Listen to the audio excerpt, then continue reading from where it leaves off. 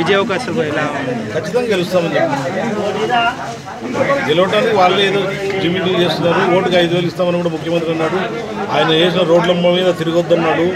ఆయన ఇచ్చే పెన్షన్ కూడా తీసుకుంటే ఓటు వేయాలన్నాడు. ఏ ముఖ్యమంత్రి కూడా ఇది దిగజారిపోయి మాట్లాడినాడు. ఫస్ట్ టైం ఇది చరిత్రలో ఇట్లా మాట్లాడే ముఖ్యమంత్రి ఎవరంటే తెలుగుదేశం పార్టీ అధినేత నారా చంద్రబాబు నాయుడు గారికి చేతనైనది. ఎందుకంటే రోడ్లు వేయటం అన్నది గవర్నమెంట్లో ప్రజల సొమ్ము. ఈరోజు పన్నుల రూపంగా ప్రజలు కట్టిన డబ్బు ఈరోజు ప్రభుత్వం ఖర్చు పెడుతుంది. ఆ ఖర్చు పెట్టిందని ఏదో ఆయన సొంత జోబులో నుంచి వేసినట్టు నేను వేసిన రోడ్ల మీద తిరగాలంటే నేను పెన్షన్ ఇచ్చిన పెన్షన్ తీసుకుంటే తెలుగుదేశం పార్టీకి ఓటు వేయాలని ఇది ఎక్కడన్నా ఉందా భారతదేశంలో? అలాంటి ఇంతకుముందు ఒక్కొక్క పార్టీలు కొన్ని పార్టీలు 60 సంవత్సరాలు 70 సంవత్సరాలు కూడా రూలింగ్ చేసిన దినాలు ఉన్నాయి.